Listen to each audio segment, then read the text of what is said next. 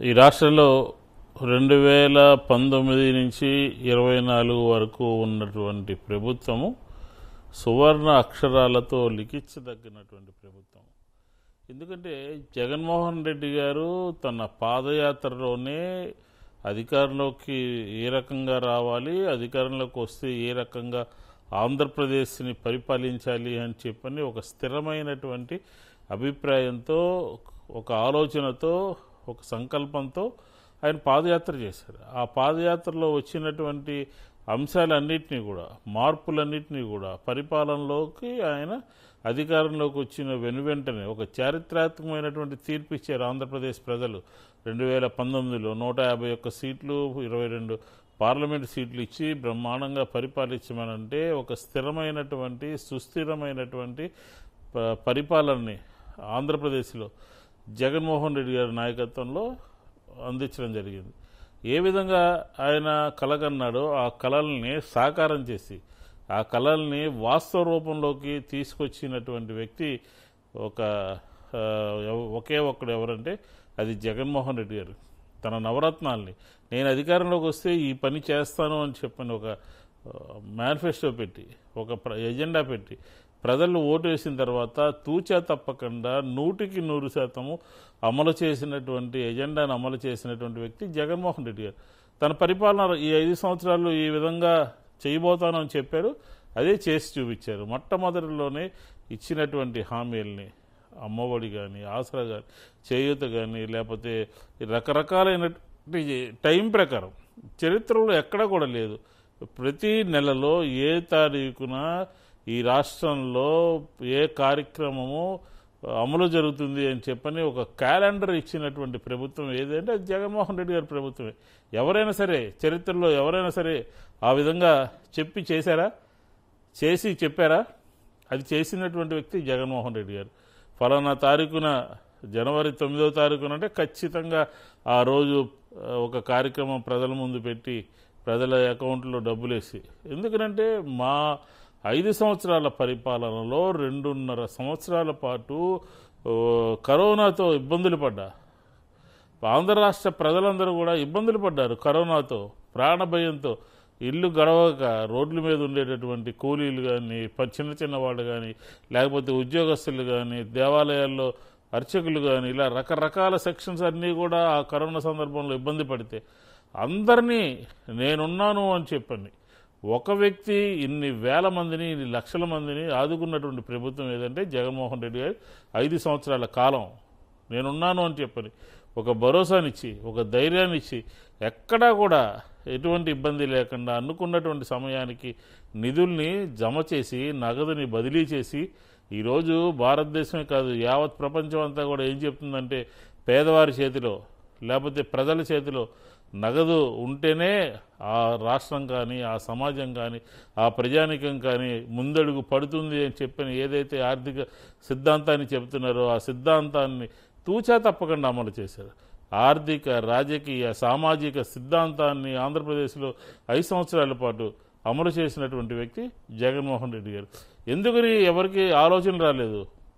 ఆ రోజు కరోనా సందర్భంలో ఈరోజు ఊరూరు తిరిగి ఓటు అడిగినటువంటి చంద్రబాబు నాయుడు కానీ, లేదంటే పవన్ కళ్యాణ్ కానీ ఆ రోజు ప్రజల మధ్య ఎక్కడున్నారు, ప్రజల సమస్యలు ఎక్కడ పట్టించుకున్నారు, ప్రజల కష్టాలు ఎక్కడ తుడిచారు అని చెప్పని ఈ సందర్భంగా అడుగుతా ఉన్నాం.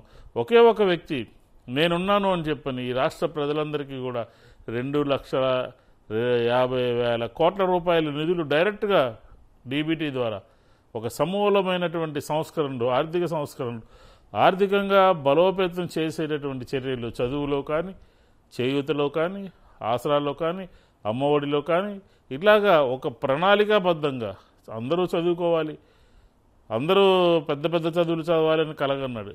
దాన్ని సాకారం చేశారు. రైతులందరికీ నాది రైతు పక్షపాతి ప్రభుత్వం, నేను రైతులందరికీ కూడా అండగా ఉంటాను అని చెప్పని అనుకున్నటువంటి టైంకి అక్కడ డబ్బులు జమ చేయడం జరిగింది. అదే కాకుండా ఆర్బీకే సెంటర్లు మన వ్యవస్థని, స్థానిక పరిపాలన, సుపరిపాలన, సచివాలయం వ్యవస్థ, వాలంటీర్ల వ్యవస్థ ఆశ్చర్యపోయింది ప్రపంచం అంతా కూడా, భారతదేశం అంతా కూడా, ఇతర రాష్ట్రాలన్నీ కూడా ఏ విధంగా ఆలోచన చేశాడు, ఏ విధంగా చిన్న వయసులోనే ముఖ్యమంత్రి అయినటువంటి వ్యక్తి ఈ రకమైనటువంటి ఆలోచనలు చేశారో ఆశ్చర్యపోయింది. సంభ్రమాశ్చర్యాల్లో ఆంధ్రప్రదేశ్ ప్రభుత్వం యొక్క పనితీరు ఇతర రాష్ట్రాలకు కూడా ఆదర్శంగా మారింది. ఆలోచన చేసి మా కార్యక్రమాలను ఇంప్లిమెంట్ చేయాలని చెప్పని కూడా చూడటం జరిగింది.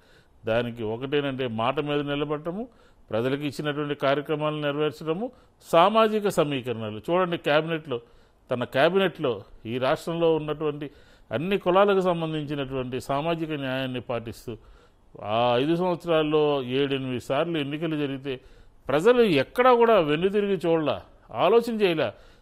ఈ నాయకుడు ఉండాలి, ఈ లీడర్ ఉండాలి, ఈ ముఖ్యమంత్రి ఉండాలి మనకని చెప్పని జిల్లా పరిషత్తులు, పంచాయతీలు, ఉప ఎన్నికలు, పార్లమెంట్ ఉప ఎన్నికలు, లేకపోతే నగరపాలక సంస్థ ఎన్నికలు, ఏదైతే ప్రజల నుంచి వైఎస్ఆర్ కాంగ్రెస్ పార్టీకి ఏ విధంగా పూర్తి స్థాయిలో మద్దతు ఉందో అదేవిధంగా ప్రజలకి ఆయా వర్గాల వారికి మేయర్లు, డిప్యూటీ మేయర్లు, జిల్లా పరిషత్ చైర్మన్లు, రాజ్యసభ సామాజిక న్యాయాన్ని తూచా తప్పకుండా అమలు చేసినటువంటి రాష్ట్రం ఏదంటే అది భారతదేశంలో ఆంధ్రప్రదేశ్ అని చెప్తారు ఎవరైనా సరే. అది రికార్డు పరంగా ఉందంతా.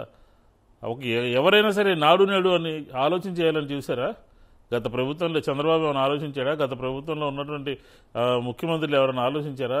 బ్రహ్మాండంగా స్కూల్స్ అన్నీ కూడా నాడు నేడులో ఒక ముద్దొచ్చే విధంగా, కొట్టొచ్చే విధంగా, సామాన్యులకి పేదవారు పిల్లలందరూ కూడా చదువుకునే విధంగా ఇంగ్లీష్ మీడియం కానీ, నాడు నేడులో ఉన్నటువంటి కాంపోనెంట్స్ కానీ, అలాగే జగనన్న గోరుముద్ద, జగనన్న విద్యా దీవెన, వసతి దీవెన, సమూలమైనటువంటి మార్పులు విద్యా వ్యవస్థలో తీసుకొచ్చి, వ్యవసాయ రంగంలో తీసుకొచ్చి, అలాగే మహిళా సాధికారత ఎక్కడైనా ఉందండి? ఈ రాష్ట్రంలో ఒక్క నియోజకవర్గానికి ఉదాహరణ చెప్తాను. విజయవాడ సెంట్రల్ నియోజకవర్గంలో 3,300 గ్రూపులకి 108 కోట్ల రూపాయల నిధులు ఆసరా పేరు మీద 4 విడతల్లో జమ చేశామనంటే, మీకు బకాయిలు ఉంటే ఫలానా తేదీలోపు మీకున్నటువంటి బకాయిలన్నీ సమూలంగా మీకు రద్దు చేస్తానని చెప్పాను, నిధులు జమ చేస్తానని చెప్పాను. వచ్చిన తర్వాత 4 సంవత్సరాలు టైంకి పడినటువంటి కార్యక్రమం అన్నమాట. 10,000 మందికి చేయూత ఒక నియోజకవర్గంలో. ఆశ్చర్యం. వాళ్ళ కాళ్ళ మీద వాళ్ళు నిలబడే విధంగా 45 నుంచి 60 సంవత్సరాల లోపు ఉన్నటువంటి ఎస్సీ, బీసీ, మైనార్టీ వర్గాలే కాకుండా ఉన్నత కులాల్లో ఉన్నటువంటి వారందరికీ కూడా 15,000 రూపాయలు ఇచ్చి ఆర్థికంగా వెనుకబడినటువంటి వాళ్ళు వాళ్ళ కాళ్ళ మీద వాళ్ళు నిలబడే విధంగా ఏదైనా సరే జగన్మోహన్ రెడ్డి గారు నిధులు విడుదల చేశారు అని అంటే ఒక 50 లక్షల మందికో, ఒక 40 లక్షల మందికో, ఒక 30 లక్షల మందికో, ఒక 10 లక్షల మందికో ఆ రకంగా ఈ 5 సంవత్సరాలు వాళ్ళ జీవితాల్లో ఒక్క క్షణంతో మార్పు చేశారు తప్ప మాయ మాటలు చెప్పడం కానీ, చెప్పిన మాటకి దూరంగా పోవడం కానీ. కాబట్టి రాష్ట్రంలో శాంతి భద్రతలు బ్రహ్మాండంగా 5 సంవత్సరాలు ఉన్నాయి. వ్యవసాయ రంగం బ్రహ్మాండంగా ఉంది. అన్ని రంగాలు కూడా అలాగే ఈజ్ ఆఫ్ డూయింగ్లో ఆంధ్రప్రదేశ్ నెంబర్ 1 స్థానంలో ఉంది 4-5 సంవత్సరాల పాటు కూడా. ఎందుకని? గత ప్రభుత్వానికి 14 నుంచి 19 వరకు ఉన్నటువంటి ప్రభుత్వానికి, 19 నుంచి 24 వరకు ఉన్నటువంటి ప్రభుత్వానికి సేమ్ యంత్రాంగమే, సేమ్ ఆర్థిక వనరులే, సేమ్ పరిస్థితి ఒకటే. కానీ ముఖ్యమంత్రి మాత్రం మారాడు. ఆ మారినటువంటి ముఖ్యమంత్రి మామూలుగా పరిపాలన చేయాల. తిరిగి రేపు 4వ తారీఖుని ఈ రాష్ట్ర ప్రజలందరూ కూడా, మహిళలందరూ కూడా రాత్రి 10 గంటల వరకు, 11 గంటల వరకు వృద్ధులు కానీ, వికలాంగులు కానీ, విద్యార్థులు కానీ, మహిళలు కానీ వీరందరూ కూడా ఈ ముఖ్యమంత్రి రావాలి అని చెప్పి ఖచ్చితంగా ఈయనే ఉండాలి అని చెప్పిన దానికి సంకేతమే పోల్ పర్సంటేజ్ పెరగటం. ఇది ఖచ్చితంగా చారిత్రాత్మకం అనమాట. 80, 90, 80, 82, 83% వరకు కూడా పోలింగ్ శాతం పెరిగింది అంటే ఉన్నటువంటి ప్రభుత్వం తిరిగి మళ్ళీ రావాలి అనే ఒక దృఢ సంకల్పంతో ఖచ్చితంగా పోల్ శాతం పెరిగింది అని చెప్తున్నాం. కాబట్టి ఈ 5 సంవత్సరాలు ఏ రంగమైనా తీసుకోండి, ఏ కార్యక్రమమైనా తీసుకోండి, మహా అద్భుతమైనటువంటి కార్యక్రమం. నాడు నేడు కానీ, హాస్పిటల్స్ కానీ, ఈరోజు మా నియోజకవర్గంలో హాస్పిటల్స్ ప్రతి నియోజకవర్గంలోనూ కూడా 3-4 పెద్ద పెద్ద హాస్పిటల్స్ కట్టి, ప్రభుత్వ హాస్పిటల్స్ రూపురేఖలు మార్చి, ఆరోగ్యశ్రీకి సంబంధించినటువంటి దాన్ని 5 లక్షల నుంచి 25 లక్షలకు పెంచి పేదవాడికి ఒక భరోసాని ఇచ్చినటువంటి ప్రభుత్వం ఏదేనంటే అది విద్యలో కానీ, వైద్యంలో కానీ, గృహ నిర్మాణంలో కానీ అది వైఎస్ఆర్ కాంగ్రెస్ పార్టీ ప్రభుత్వమే. జగన్మోహన్ రెడ్డి గారి నాయకత్వంలో జరిగింది.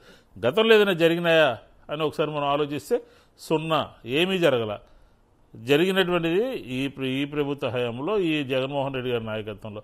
మెడికల్ కాలేజెస్ ఏ రోజైనా మెడికల్ కాలేజెస్ ఇన్ని మెడికల్ కాలేజెస్ తీసుకురావాలని పెద్ద సీనియర్ని, నేను రాజకీయాల్లో చాలా గొప్పవాడిని తనకు తాను చెప్పుకునేటటువంటి చంద్రబాబు నాయుడు హయాంలో ఎక్కడైనా మెడికల్ కాలేజెస్ ఏ రోజైనా ఇన్ని రావాలి అని చెప్పని ఆలోచన చేశాడా, తీసుకొచ్చాడా, కట్టించాడా? అమల్లోకి వస్తున్నాయండి. ఈ వచ్చే సంవత్సరం నుంచి సగానికి పైగా మెడికల్ కాలేజెస్ అన్నీ కూడా అమల్లోకి వస్తున్నాయి. ఒక 55,000 మంది ఎంప్లాయీస్ని తీసుకున్నటువంటి డిపార్ట్మెంట్ ఏది అని అంటే అది వైద్య ఆరోగ్య శాఖ. వైద్య ఆరోగ్య శాఖని స్థిరీకరించడం మూలంగా, ఇన్ఫ్రాస్ట్రక్చర్ని ఇంప్రూవ్ చేయడం మూలంగానే ఆంధ్రప్రదేశ్లో కరోనా మరణాలు తగ్గినాయి. అదే ఇంకొకరు ఉన్నట్టుంటే కనుక ఇప్పటికి 5%, 10% ఎక్కువ జరిగాయి. కానీ జగన్మోహన్ రెడ్డి గారి నాయకత్వంలో ఇన్ఫ్రాస్ట్రక్చర్ని, ఆక్సిజన్స్ కానీ, డాక్టర్లు కానీ, హాస్పిటల్స్ కానీ, బెడ్లు కానీ, కరోనా సందర్భంలో ఎంత ధైర్యంగా వాలంటీర్ వ్యవస్థ పనిచేసిందండి. దానికి ఆద్యుడు ఎవరండి? దానికి ఆలోచన పరుడు ఎవరండి? దాన్ని నడిపించింది ఎవరండి? జగన్మోహన్ రెడ్డి గారు కాదా? కాబట్టి ఏ కార్యక్రమం తీసుకున్నా, ఏ ఆలోచన చేసినా 10 మందికి సేవ చేయాలి అని చెప్పని ఆలోచనతో ఉన్నటువంటి వ్యక్తి ఎవరైనంటే అది వైఎస్ జగన్మోహన్ రెడ్డి గారు అని చెప్పని నేనే కాదు, ఎవరైనా సరే ఈ రాష్ట్రంలో చదువుకున్న వాళ్ళు కానీ, ఈ రాష్ట్రంలో విద్యార్థులు కానీ, ఈ రాష్ట్రంలో మహిళలు కానీ, ఈ రాష్ట్రంలో వృద్ధులు కానీ 66 లక్షల మందికి పెన్షన్లు ఇస్తున్నటువంటి ప్రభుత్వం 2,000 కోట్ల రూపాయలు ప్రతి నెల కూడా టెన్షన్గా వాలంటీర్ వెళ్ళి వాళ్ళ ఇంటికి వెళ్ళి డబ్బులు ఇస్తున్నటువంటి ప్రభుత్వం ఏది అని అంటే అది వైఎస్ఆర్ కాంగ్రెస్ పార్టీ ప్రభుత్వం, జగన్మోహన్ రెడ్డి గారి నాయకత్వంలో ఉన్నటువంటి ప్రభుత్వం. నీ హయాంలో నువ్వు ఎందుకు ఇవ్వలేకపోయావు? నువ్వు 30 లక్షల మందికి పెన్షన్లు ఇచ్చి ఎందుకు ఆపావు? నువ్వు 1000 రూపాయలకి ఎందుకు ఆపావు? ఆలోచనాపరుడు కాబట్టి, ప్రజల అవసరాలు తెలుసు కాబట్టి, ప్రజల కష్టసుఖాలు తెలుసు కాబట్టి, ఒక మంచి పరిపాలన అందించాలి కాబట్టి ఇంటి వద్దనే 1వ తారీఖు ఉదయాన్నే ఆదివారమైనా, సెలవైనా, వర్షమైనా, చలైనా, ఎండైనా ఏదైనా సరే 1వ తారీఖు ఉదయాన్నే ఆ 66 లక్షల మంది పెన్షన్లు బట్వాడా చేసినటువంటి ఆలోచన చేసినటువంటి వ్యక్తి వైఎస్ జగన్మోహన్ రెడ్డి గారు. మా పరిపాలనలో అన్ని సంస్కరణలే. జగన్మోహన్ రెడ్డి గారి పరిపాలనలో ప్రతిదీ సంస్కరణే. వైద్యరంగం సంస్కరించాం, విద్యారంగం సంస్కరించాం, స్థానిక సుపరిపాలన సంస్కరించాం. ఇట్లా అన్ని రంగాలని కూడా సంస్కరించినటువంటి, ప్రజలకి నేరుగా మేలు చేయగలిగినటువంటి వ్యవస్థలన్నింటినీ కూడా సంస్కరించి ఒక గుడ్ గవర్నెన్స్ని, స్థానిక ప్రభుత్వాన్ని ప్రజలకు అందుబాటులో పెట్టి ప్రతి 2,000 మందికి ఒక సచివాలయము, ప్రతి 50 మందికి ఒక వాలంటీరు, ఇలా పెట్టి ఆంధ్రప్రదేశ్ని అగ్రభాగా నిలిచి అనేక పారిశ్రామికంగా ఈరోజు ప్రతి ఒక్కరు ఏదో మాట్లాడతారు, ఏం జరిగింది, అది వెళ్ళిపోతుంది, ఇది వెళ్ళిపోతుంది అనమాట. మా ప్రభుత్వం మీద దుష్ప్రచారం చేస్తూ ఉన్నారు, చేశారు. ప్రజలు నమ్మలా, ప్రజలు విజ్ఞతతో ఆలోచించారు. ప్రతి విషయాన్ని మా ప్రభుత్వం మీద, జగన్మోహన్ రెడ్డి గారి మీద ప్రతి విషయాన్ని రాజకీయంగా అబద్ధాలతో, అసత్యాలతో ప్రజలకి దూరం చేయాలని చెప్పిన ఏకైక సంకల్పంతో ఆంధ్రప్రదేశ్లో ప్రతిపక్షంగా ఉన్నటువంటి కూటమి పనిచేసింది. కానీ కూటమి యొక్క పప్పులు ఆంధ్రప్రదేశ్లో ఉడకలేదు అని చెప్పి నేను చెప్తున్నాను.